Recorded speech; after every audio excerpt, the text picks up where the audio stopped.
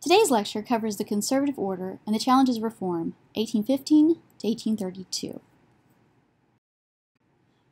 Before we begin, I think it's important that we review the map of Europe in the 1820s. This is post-Congress of Vienna, so there have been land redistributions as part of the balance of power. The area that we're going to be concentrating on in our lecture is Austria, the German Confederation, and Prussia. And if you'll notice with Austria, Austria's empire extended from Switzerland to the Russian borders. And if we compare it to Austria today, it is considerably different. But the Austrian Empire is a multinational empire and a multi-ethnic empire. And we're going to use the phrases interchangeably, Austrian Empire and Habsburg Empire. The Habsburgs were the ruling family. So our first portion is the challenges of nationalism and liberalism.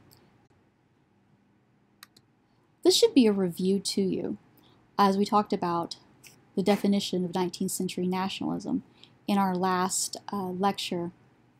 But I think it's important to kind of now see how nationalism connects to the political events that are occurring in the period after the Congress of Vienna.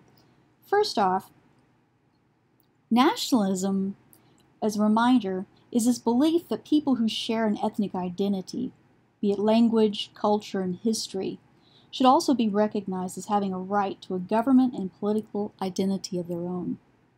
Nationalists were opposed to the Vienna Settlement. Now, the Vienna Settlement, of course, that was the Congress of Vienna in 1815. The 2 points that nationalists opposed, one, was this sense that there were these legitimate monarchies or dynasties, that they were in charge of particular nations, as opposed to the people who lived there. So in the case of the Habsburgs, the Habsburgs, they're German, but they're considered, by virtue of the Congress of Vienna, the legitimate rulers of a wide range of ethnicities that cover Hungarians, Czechs, all the way to, again, to the Russian border, and into Italy as well. So nationalists opposed this notion of legitimate rulers as opposed to ethnic groups determining their own rule, and also greatly opposed these multinational states of Austria and Russia. Nationalists, and at the back of this whole concept of nationalism was this notion of popular sovereignty, this idea that these qualities of these peoples, rather than their rulers, could determine a national character. And for nationalists, this is where we connect it to the word nation, the idea, the goal was to create nations ruled by the predominant ethnic group. And how do you determine that was kind of a broad early concept, and it had a lot to do with language.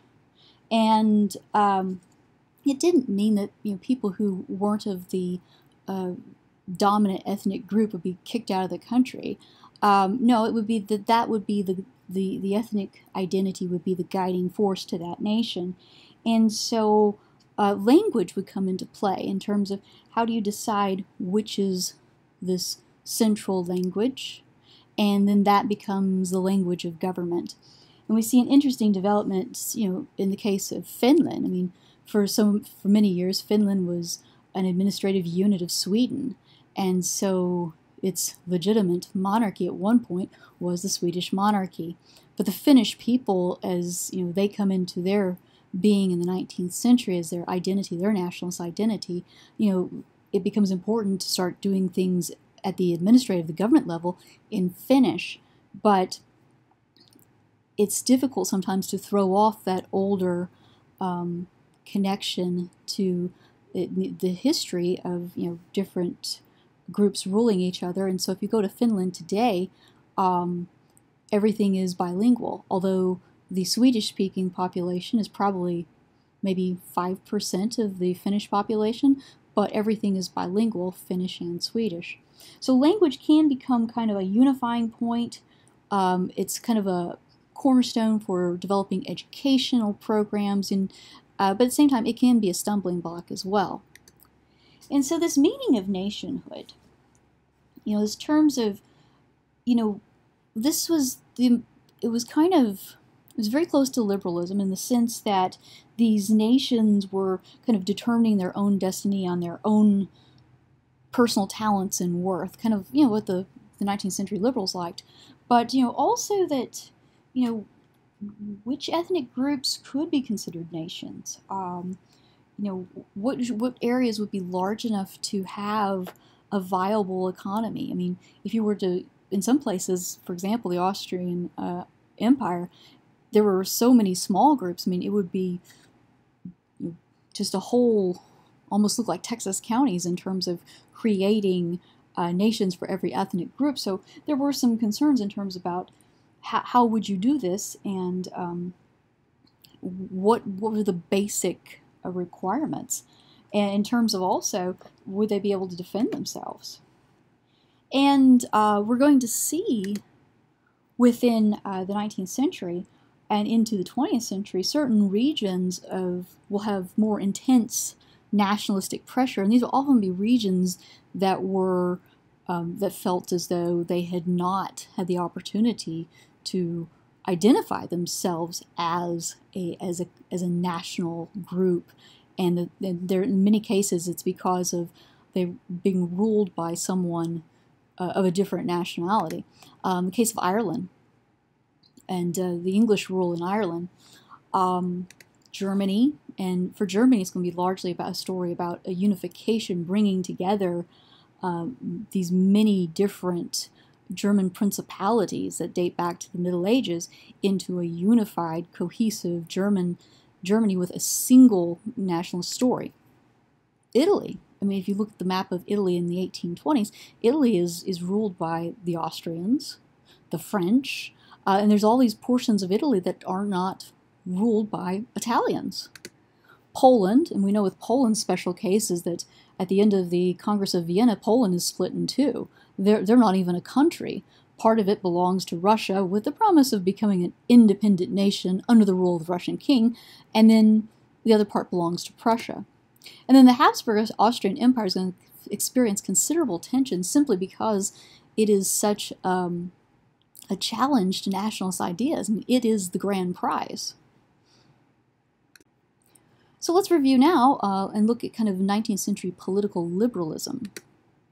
We know that it has its Enlightenment origins with the Declaration of the Rights of Man. The political framework in terms of its actual practice, because we talked about liberalism as being this, constitutionalism and this focus on individual freedoms and particularly economic freedoms, but what did it look like in terms of politics? Legal equality, the sense that it didn't matter if you were born into a privileged, titled family, or if you had, made your own way in the world, that you did have legal equality. Under the eyes of the law, you were equal. Religious toleration, and again, this goes back to this notion of getting away from those traditional elements of the old order. So religious toleration, particularly as we're going to see it in England, with the Jewish population to some degree and with the Catholic population. Freedom of the press, and this is something that is going to be contentious, especially in the German-speaking lands. This notion that because of the free press is the check on government corruption, and that the press should be free to report without having to gain permission from the ruling power. Now, and remember that this doesn't necessarily just mean that these were all representative democracies. In some cases, 19th century liberals were perfectly fine keeping a monarchy just as long as it had these balances to it. The goal was a political structure that would limit the arbitrary powers of the government against individuals and property. And the legitimacy, unlike the Congress of Vienna, this legitimacy was not going to go to the hereditary rulers. Legitimacy belonged to the hands of the people. this notion of a social contract between those that are governed and the government itself. So this notion of elected representatives and the right of more people to elect their representatives. And remember, this is a political movement of the upper middle class, this new, more powerful professional class. And so they're not saying, let's let everybody vote, but they do want to make sure that the vote is expanded to those who have earned it through their their economic success. And if they own property too, I mean, just because they don't have a title does not mean that they don't have a voice. And that's redressing some of these 18th century issues that popped up, especially with the French Revolution. Ministers, and so ministers within the government. So the prime minister is a good example. The person who is over finances, if you think of the cabinet positions, they needed to be accountable to the people, not the crown. And that means their actions needed to be overseen and driven by the elected body, instead of simply at the whim of the crown, and maybe it coincided with what the elected body want, and maybe it didn't. So this was fixing an older problem. And also, the whole mechanism behind it would be that people would have a written constitution that would spell out all of this relationship. Now, again, as a review, the identity of the 19th century political liberal, they're educated, doctors, lawyers, this upper middle class, middle class. They're associated with professions or commerce. I mean, their big thing is they just simply don't have the title. Their family wasn't, born into the aristocracy, the gentry, the nobility. They've earned their way through this new economic system. And so it's getting the rights for those who've been successful and earned their place. They favored increased political participation, but certainly not democracy. And again, you're going to be surprised, and this is why I asked at the beginning of the isms lecture, just erase what you know about 20th century liberalism, conservatism, and because we're talking about something totally different in the 19th century. It's just the same word. So this, and this is a very moderate movement. They sought to improve representation for the property classes, as I said before. Privilege based on wealth and property, not title. Their economic goals: free market without government regulation or control, remove international tariffs, and internal barriers to trade. These old things left over from the vestiges of the Middle Ages where you have guild regulations and things. They oppose any paternalistic legislation that restricts wages and labor practices. And this goes back to, as I said before, older guild restrictions. So it sees wage earners as just simply part of the economy. And in some cases, this is where we see, the free market take a dark turn for a while, because in closed markets, there's a lot less competition, but in some cases, there's more protectionism and for the workers, especially skilled workers. In this case, moving past those. And this is also going to force the hand of organizers and labor to come together and build unions. Now, the political reality. In England and France, they already had existing liberal structures. As we know, going back to Magna Carta, the Parliament was already in place in England. And granted, there was a House of Lords and a House of Commons, and so there was something already there where people had ways into the system. Same thing with France, with the Estates General, also set up as there were elected, and these were quote-unquote elected from the property, and not just the property class, but the noble class. And in England, we saw a considerable expansion of the House of Commons and its powers from the 17th, 18th, and well into the 19th century, and it would continue. France, slower, but it's still there. So they have on-ramps into these opportunities. And for liberals in England and France, the focus is protecting civil liberties, existing civil liberties, the expansion of those, defining powers of the monarch and elected legislature, and then these moderate expansions, expand the, who can vote, but don't do anything crazy and just give it to everyone. In the German-speaking areas of Europe, and this would be the German states, Prussia, Austria, there's not that tradition, and there's going to be a resistance from the aristocracy. So there's much more pushback. There's less access to direct political influence. I mean, there are these things that we see in England and France with the Parliament, the Estates General, or the Assembly. It's just not there, and that's going to be a stumbling block, because in the German-speaking areas of Europe, in large part, they're starting kind of from scratch. There's also not a precedent for middle-class participation in the government or military. And by military, I mean the military leadership, the officer class. And because these were still places where, and if you think about the German-speaking areas of Europe, all of these tiny principalities, there's a big divide between who has a title, and there are lots of titles going around, but it's not, the middle class has, been kept out of this. So without these, kind of this groundwork, it is going to be much more difficult.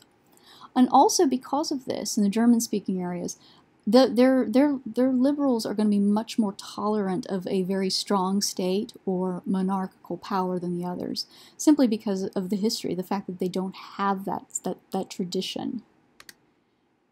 But the overall goal is primarily this unified German state, this idea that if these smaller pieces of the Confederation were to come together, then it would be able to really move forward at the level of England or France. And the idea was that Austria or Prussia would be that instrument of unification, that these already established really strong powers would be the ones to unify and provide that kind of central government. And the compatibility with nationalism and liberalism, there is quite a bit of compatibility, but at the same time, it's nationalism builds on tradition, but nationalism also has that sense of self-determination, and so you'll see some, especially in the German-speaking areas, this notion of the nationalism, this desire to unify, as kind of combining with the liberal politics as well. But we just, remember from our previous lecture, the one thing nationalism isn't compatible with, for the most part, is conservatism. Now, the domestic social order, and realize that regardless of the challenges posed by liberalism and nationalism, the conservative order is going to pretty much remain in charge of these different nations in Europe from 1815 until 1914. I mean, it's going to really hang on. So that's kind of where you have these ideas that are emerging, but it's really the stability is going to come from the fact that the conservative governments are going to remain in place.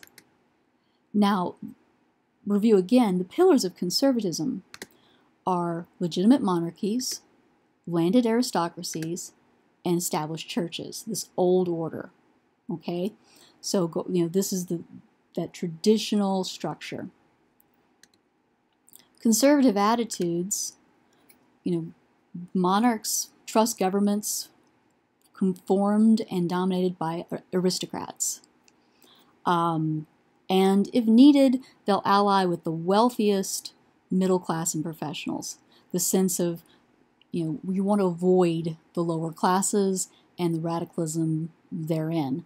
And so, in the case of when we look at the conservatives in England, the Tories, we're going to see, even though they're elected, it's very much, a mirror of what the old structure was.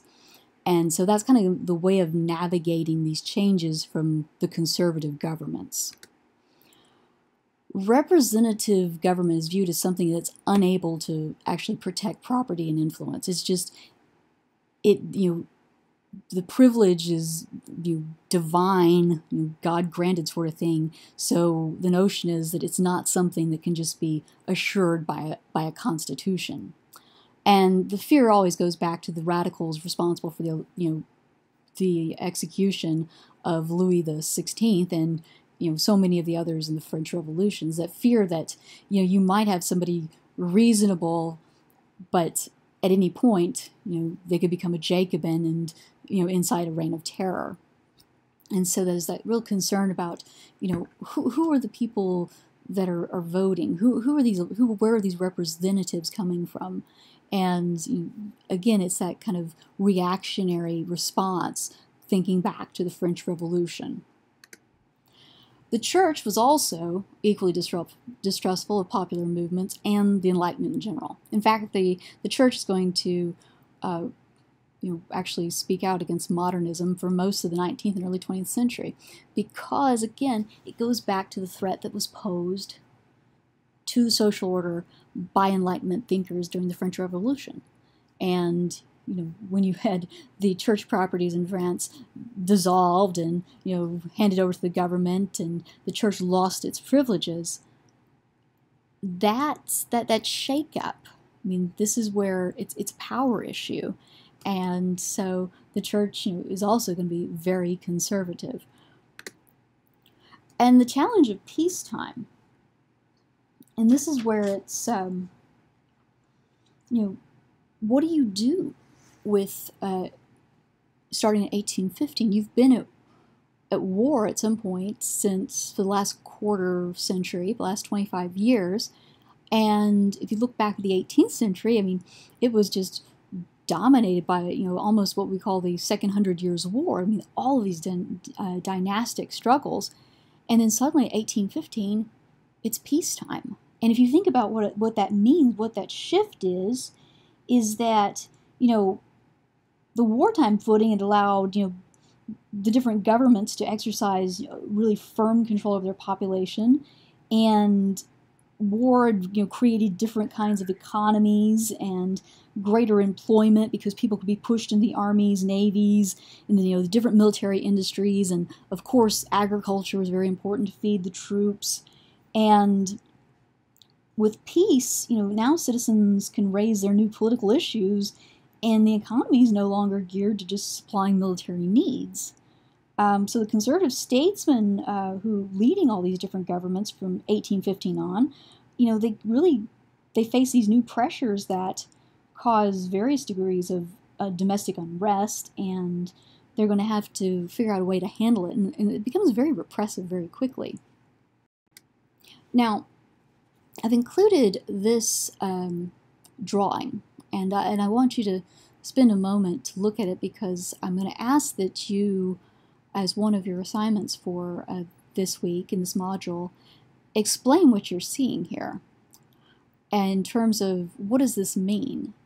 And I think it's a very kind of good representation of what conservatism is in Europe at this point and kind of the attitudes of it. So take a moment to just look at this, and you'll also be able to look at it in the notes as well. But as one of your assignments, you're going to have to kind of elaborate on what this means. And it'll be identified as the assignment from this lecture. So it's not going to be overly obvious for the people who don't listen to the lectures all the way through. So let us see how this plays out in Austria and the German-speaking lands. So this is going to be examples of how conservative governments pushed back against the political pressures coming from the new liberalism and nationalism. So first off, the reason why Metternich who was the Austrian prince that attended the Congress of Vienna, the reason why the Habsburg Empire, Austrian Empire, is so intent upon keeping these liberal and nationalist ideas at bay and making no compromise is because for no other country were the programs of liberalism and nationalism more dangerous. Germans and Hungarians, Poles, Czechs, Slovaks, Slovenes, Italians, Croats, and others were all under the umbrella of the Habsburg Empire. I mean, Germans and Hungarians were the two largest groups, but then if you think about it, Poles, Czechs, Slovaks, Slovenes, Italians, Croats, it's just numerous. And so these were ideas that if anything shook that little bit of control, and of course the Habsburg Empire is an old empire, but it's stretched thin, and there's not going to be any compromise. So this is where we're going to see always the greatest amount of pushback.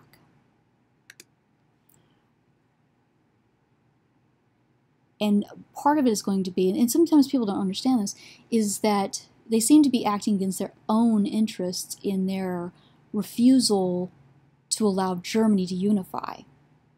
Because the fear is that a unified Germany would set the tone for the ethnic unification of all of these other smaller places, and that Austria, the German-speaking portion of Austria, would get pulled into a unified Germany and separated from the rest of its traditional empire, that you couldn't have the same. And so Austria is always that strange case of that other German country. It's just there by itself. Now, with the rest of Germany, remember we have all of these other German states together, its nationalism is going to emerge in the younger classes. It's going to be kind of a nationalism and liberalism is going to come out of the universities and the university student groups. And these are going to be called the Burschenschaften. And these student groups are going to be kind of this heart of where this goal of having a unified Germany is going to really kind of take root and flourish, because these are the young people that are reading these Enlightenment ideas, and they're tapping into this new nationalism and movements and the philosophers, such as Stein and Hegel, and getting very excited about these ideas. And there's a lot of idealism as well. So within the Burschenschaften, again, nationalist ideals, they were also often anti-Semitic. And that's kind of one of those undercurrents in German history we always have to point out too, is that there's this eagerness to identify one's German identity by virtue of not being a Jew.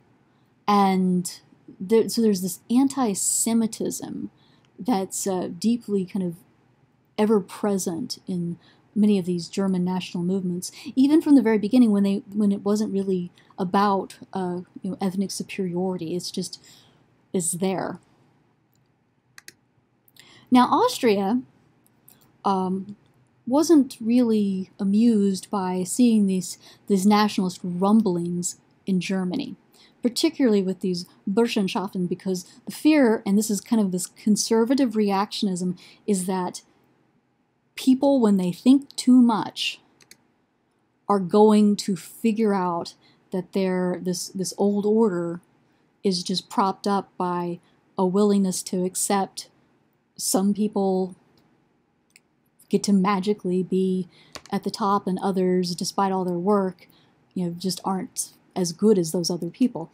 And this is where the universities always threaten the conservative order. I mean, if you give people too much time to think on their own, you're going to be running into some troubles. particularly with the appeal of certain radical ideas having to do with individual freedoms and identity. So Austria, and remember, Austria, by virtue of the Congress of Vienna, that created this German Confederation, the Bund. Austria was at its head. So Austria, in addition to having the Habsburg Empire, all that fun, they're also part of the Bund with the German-speaking lands and kind of at its head as well. So what happens? Well, Austria, again, has a much more oppressive approach. And the idea is like these are dangerous, institutions. These clubs are sowing the seeds of discord, and they pose a real threat, not just the conservative order, but it's being pitched as a threat to just, where's the next revolution coming from? And one of the tipping points was this, there was a German student, Karl Sand, who was a member of the Burschenschaft, and he assassinated a conservative dramatist by the name of August von Krotzker.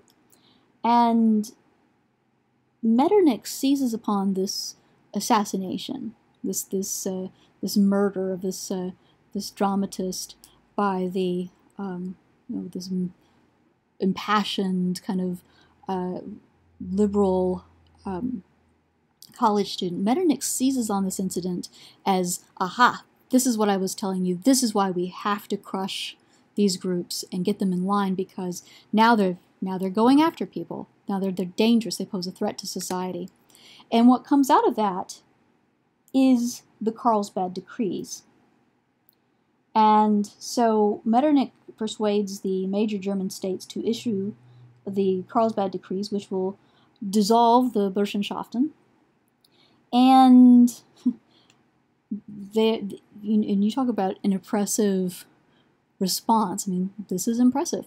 It also puts in place a police inspector at each of these universities to keep an eye on what kind of ideas are coming out of them, and be able to, with the universities and in the schools, if teachers were promoting ideas that were liberal or nationalist, that they would be fired. For these subversive doctrines that go against the existing social order. Student organizations, of course, were disassembled or suppressed because, and this other fear was that these Burschenschaften, they weren't just individual universities. This was more, it's kind of like a Big 12 conference. The students in the universities would communicate with each other, and so there was some early threat of forming some communication networks, and so it wouldn't just be something that was happening at the University of Heidelberg. It was something that was also happening, in Vienna, and that there was these cases of this fear of the students, more or less unifying, and then as a concerted group acting against the state. And so those ties were cut, and trying to isolate the different universities again. Periodicals and newspapers censorship was reimposed, and this was reverting back to pre early 18th century kinds of restrictions on the press. And a secret police was formed to keep an eye on people, and all of the states within the Bund were also to be responsible to each other. So if something was published in Bavaria that was inflammatory and caused an uprising in Pomerania, well, that was going to be, that would fall on Bavaria. Why didn't you stop that? And so there was, a greater deal of just outright suppression of these ideas. And I think, just the swiftness of this reaction really kind of demonstrates this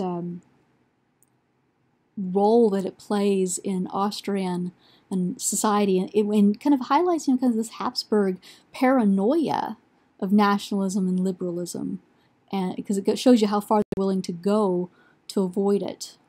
And this is a picture of Karl Sand being executed for his murder of the playwright. What the Austrians end up doing is they make him a martyr. The Burschenschaft, I mean, it's dissolved, but the students, the universities, this is where they're going to be preserving liberalism and these nationalist ideas, even if it has to go underground. And the next picture next to that one is a cartoon at the time, and shows people sitting around a table having their conversation, and their mouths are gagged, and so it's university faculty trying to speak to each other, but they can't because of the Carlsbad decrees. And this will backfire, as it usually does, but for this oppressive kind of response is truly is emblematic of the Austrians. So that's going to end this section of our discussion of this these challenges of the period from 1815 to 1832. So as you go back through your notes, I think it's important to kind of look at these big questions. And so your notes should be able to answer these questions. And think about it, it's also a good idea to kind of end your notes by writing out these questions and then use your notes to answer them. And if you can't find the answers in your notes, might mean that you need to go back and review some of the lecture to make sure that you're getting all of the key points. Because like I said before, last week, we're building context here. We're going fast through kind of the chronology because we're going to want to start using it in application quite quickly. So this is kind of an onslaught of information, and it's important that you're getting the major points. So how did 19th century nationalists define the nation? What explains the strength of conservatism in the early 19th century? Where did it come from? What were the goals of the Concert of Europe? And the Concert of Europe, remember, is that alliance between Austria, Prussia, Russia, England. What were their goals? And that might mean going back into your notes from the isms and our post-Napoleonic notes. But think back in terms of legitimacy and that balance of power. Define nationalism, liberalism, and conservatism from the 19th century perspective. And remember that we're not talking about 20th century ideations of these words. So you really have to divorce yourself from preconceived notions of liberalism and conservatism. Otherwise, you're just going to be wrong for the 19th century. What threats were facing the Habsburg Empire, and how did that inspire them to act? How did those threats, I mean, you think about it, why were they Austrians so freaked out about nationalism and liberalism? And then what actions did Metternich, or Austria in general, just take to preserve that conservative order in the German-speaking lands? All right, so that's going to conclude this lecture. Again, review your notes. Make sure that your notes are useful, that you're not just writing down phrases, but that you're understanding, and that you're understanding the story as it unfolds. And that's why we continue to review at the end of each of our lectures, because your notes, the activity is not just showing me that you can write things down, but it's a matter of being able to think about it, understand it, and then see how all these different pieces come together.